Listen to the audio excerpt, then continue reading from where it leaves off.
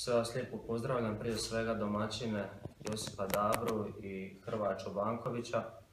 Izuzetno mi je drago što smo imali priliku organizirati nacionalni odbor i predsjedništvo mladeži HDZ-a ovdje u Iloku, u najistočnijoj Hrvatskoj županiji, ali i zajedničku sjednicu predsjedništva mladeži HDZ-a sa predsjedništvom mladeži HDZ-a BiH.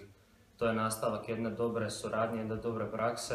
Inače, imali smo zajedničku sjednicu predsjedništva mladeži HDZ-a BiH i naše mladeži u Livnu prije nekoliko mjeseci. Također, iskoristili smo i priliku krenuti u predkampanju, kampanju pripreme za ono što nam dolaze, a to su parlamentarni izbori, kako bi se što bolje pripremili kad preuzmemo odgovornost za vođenje Republike Hrvatske, kako što bolje pomoći mladima u Republici Hrvatskoj.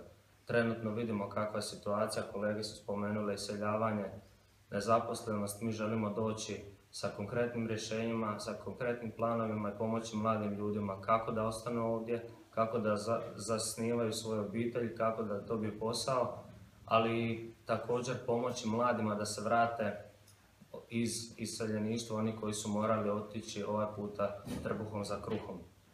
Evo, iskoristili smo i prigodu i ovog puta posjetiti spomen obilježje na Ovčari, Trpinjsku cestu i ostale groblje i odati počast onima koji su dali svoje živote u stvaranju neovisne Republike Hrvatske, kao i počast doktoru Franji Tuđmanu, našem prvom predsjedniku, i za to nam nije trebala pomoć američkih plaćenika, nego to oduvijek živimo, to oduvijek gajimo, to ćemo uvijek čuvati. Hvala.